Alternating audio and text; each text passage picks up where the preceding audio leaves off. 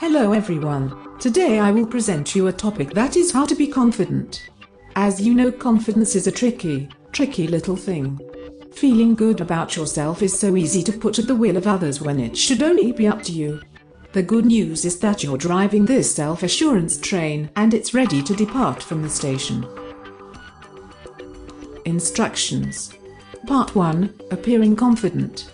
Part 2, thinking confidently. Part 3, producing confidence. 1. Look the part. Or, as the saying goes, fake it till you make it. If you know that you look like a confident, capable person, eventually you'll start to feel it, too. You should dress how you feel best, not what you think confident is. Try these tricks. Devote a little time each day to personal hygiene and making sure you're presenting yourself well. Shower daily, brush and floss your teeth, and groom your skin and hair. Dress for confidence. You don't have to buy a whole new wardrobe to feel better in your clothes. As long as you're clean, comfortable, and feel good, you're set up for confidence. Remember, you look more confident when you are enjoying what you wear. After all, you wouldn't wear a three-piece suit on a pizza delivery. If you think you look good, odds are you probably do. 2. Perfect your posture.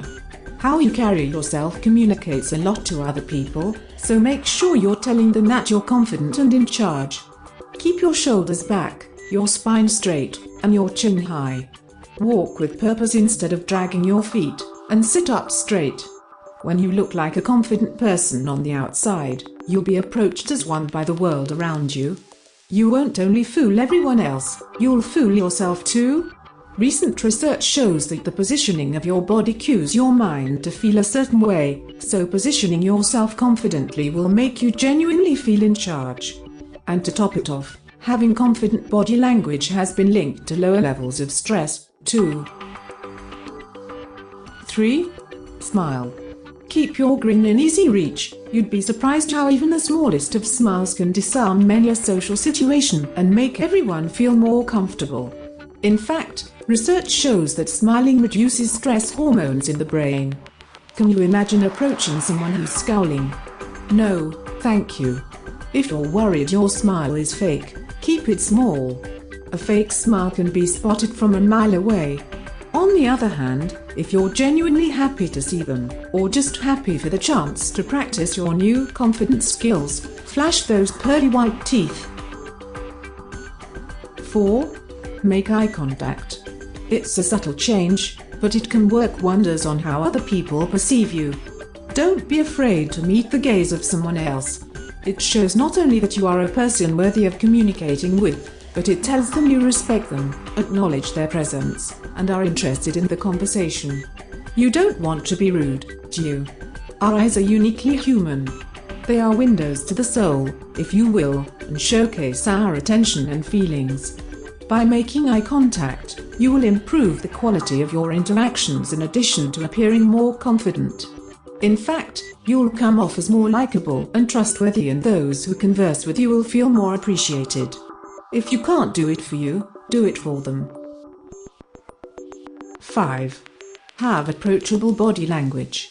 If you see a person huddled in the corner pretending to play games on their mobile phone, are you really going to come up and say hello? Probably not. If you want others to approach you, make sure you're approachable. Keep your body open. If you have your arms and legs crossed, you're telling the world that you're not interested in welcoming them in. Same goes for your face and hands. If it's clear you're preoccupied with something else, be it a thought or your iPhone, people will take the hint. 6. Hold your gaze. Now that you've got the eye contact thing down, it's time to put it into practice. Did you know that other people are just as shy about eye contact as you are? Try this out. Make eye contact with someone and see who lasts longer. Do they avert their gaze before you? See? They're uncomfortable too. WikiHow isn't advocating staring someone down, you know. Staring intensely at someone until they feel your gaze and shrink accordingly due to palpable awkwardness is not the goal. The goal is, however, to recognize that other people are just as nervous about you looking at them as you are about them looking at you. If you get caught, just smile.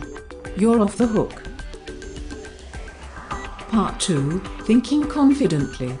1. Recognize your talents and good qualities and write them down.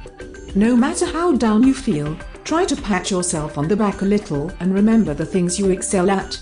Focusing on your better attributes will distract you from perceived flaws and boost your sense of worth. Think of your good qualities in looks, friendships, talents, and most of all, personality. Think back on compliments from other people. What have they told you about you that you otherwise haven't noticed or acknowledged? Maybe they've remarked on your smile, or your ability to stay cool and collected in stressful situations. Remember past accomplishments. It can be something other people recognized, like being at the top of your class, or something only you know about, like a quiet act of service to make life easier for someone else. Realize how great this was. You go. 2. Think of the obstacles that stand in the way of your confidence. Take a piece of paper and write all the things that you think are keeping you from becoming confident, for example, bad grades, introversion, not many friends, etc. Now ask yourself this: is that valid or logical? Or are these just assumptions on my part? For your information, the answers are no and yes, respectively. How in the world does it make sense that one thing determines your self-worth? It doesn't. Here's an example: you didn't get good grades on your last math test, so as a result you're not confident when it comes to your next test. But ask yourself this: if you studied really hard, worked with a teacher, and prepared for the test, would you do better? Yes. That was just one event and has nothing to do with you. You have absolutely zero reasons not to be confident. 3. Remember that everyone struggles with confidence. Some people are good at hiding it, but nearly every person has struggled with his or her self-confidence at one point. You're not alone. And if you can think of someone who's confident, odds are there's a situation they're not confident in. Confidence is rarely universal. Here's a true fact for you: most people are too preoccupied with how they appear to be constantly judging you. Ever notice how people love talking and looking in things that are even just barely reflective? 99% of people are inwardly focused. Breathe a sigh of relief and recognize that you don't have to be perfect all the time.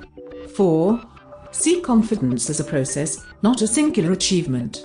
Having confidence isn't a finish line you cross once, and the process won't always move forward. There will be days when you feel like you're starting from square one. Take a deep breath. Remember the self-confidence hurdles you've already cleared, and resolve to keep going. Have a sentence: confident is like a muscle. The more you use it, the stronger it gets. So, if you want to be a confident person, you will practice on each day. Practicing confidence has 6 parts. 1. Embrace your interests. If there's a sport or hobby you've always wanted to be good at, now's the time. Improving your skills will reinforce that you are talented, and subsequently boost your confidence. Learn a musical instrument or a foreign language. Take up an art form like painting. Start building projects, whatever it is that catches your interest. Don't get discouraged if you're not immediately awesome. Remember that learning is a process, and you're in it for the small victories and the relaxing recreation time, not to be the best ever. Take up a hobby you can do with a group. Finding like-minded people who share your interests can be an easy way to make friends and build confidence. Look around your community for groups you can join, or find kinship with fellow hobbyists. 2. Don't over-apologize. Being able to say you're sorry is a good trait and something too many people struggle with. However, be careful to say it only when necessary. Apologizing when you've slighted or inconvenienced someone is polite. Apologizing when you haven't done anything wrong, though, can make you feel subordinate and like you should be sorry. Before it slips out of your mouth, take a second to make sure this is a situation that actually needs an apology from you. Use workarounds. You can express your sympathy or regret without actually apologizing. For instance, if you're worried about inconveniencing someone, you could say, "I hope this hasn't been too much trouble," instead of automatically reverting to "I'm sorry." 3. Accept compliments gracefully. Don't just roll your eyes and shrug it off, own it. You deserved it. Make eye contact, smile, and say thank you. Being nice about it when someone else wants to compliment you doesn't compromise your humility. It shows that you're polite and have a secure sense of self-worth. Pay a compliment in return. If you're still uncomfortable taking compliments, try giving one back after you've accepted. This can help you feel like the score is even and you haven't been too prideful. 4. Build your confidence by helping others.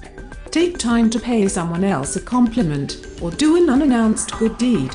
You'll brighten their day and you'll feel better about yourself. When you become a source for positivity, others will seek to be around you, bolstering the good vibes. Lots of people aren't good at receiving compliments. Odds are if you give someone one, they'll respond with one in turn. Just make sure you mean it or they might respond skeptically. Hey, I really like that shirt you're wearing. Was it made in China? Might not get the best response. 5. Drop those who bring you down. It's hard to be confident in a group of people that you feel are constantly judging you. You could naturally be the most extroverted, loud, self-assured person, but with these people, you turn into a puppy dog that hasn't been cared for well enough. Those people need to be dropped like a bad habit. And now, it's important that you surround yourself with others who you feel make you feel like you're the best version of you there could possibly be. It's only around these people that you'll be able to make the growth you want to and can make. 6. Expect success. A lot of life is a self-fulfilling prophecy. When we think we'll fail, we don't really try as hard. When we think we're not good enough, we often act not good enough. If you expect success, you may just draw it out. Pessimism can actually undermine your abilities. Right now you're probably saying, I'm no accurate predictor of the future. Expecting success isn't logical. Weren't you just pushing logic a second ago?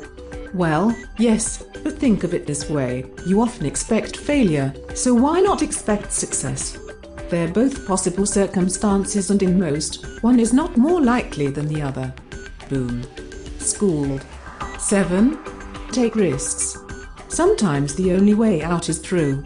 In order to get good at life, you've got to encounter experiences that force you to learn. You can't be awesome at it right off the bat. If you keep doing what you've always done, you'll never get better at anything. You've got to take chances to grow. That's all. I want to show you how to be confident today. I hope you will be confident to do anything what you want in the future. Thanks for watching.